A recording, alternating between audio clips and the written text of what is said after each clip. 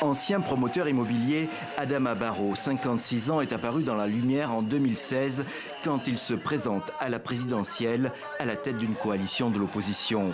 Il défie ainsi le dictateur Yahya Jammeh au pouvoir depuis 22 ans et contre toute attente, il gagnera avec une courte majorité.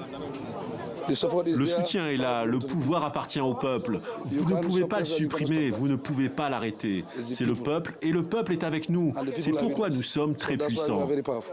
Cette victoire, Yahya Jammeh la conteste.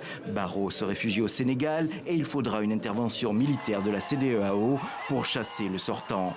En 2017, enfin au pouvoir, le président Barrow incarne un renouveau, l'espoir de justice et de démocratie du peuple gambien. Vive le peuple uni de la Gambie pour toujours. Mais pour ses opposants, la mandature d'Adama Barrow a été une série de déceptions. Il refuse d'abord de quitter son poste au bout de 3 ans, comme il s'y était engagé. Et les manifestants qui réclament son départ sont durement réprimés. De même, la nouvelle constitution espérée ne passera pas l'obstacle du Parlement. Et les victimes du régime particulièrement cruel de Jammeh attendent encore justice. Une commission vérité et réconciliation a patiemment documenté les crimes et exactions commises. Et pourtant, en septembre 2021, Adama Barrow scelle un accord de soutien avec le parti du dictateur déchu pour la présidentielle. Le président sortant n'a apparemment qu'une priorité, se faire réélire.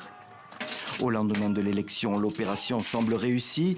Il a assuré vouloir faire enfin passer cette justice et il devra aussi faire sortir son pays de la crise économique qui frappe durement la population. Pour le président, ce deuxième mandat sera encore un mandat test.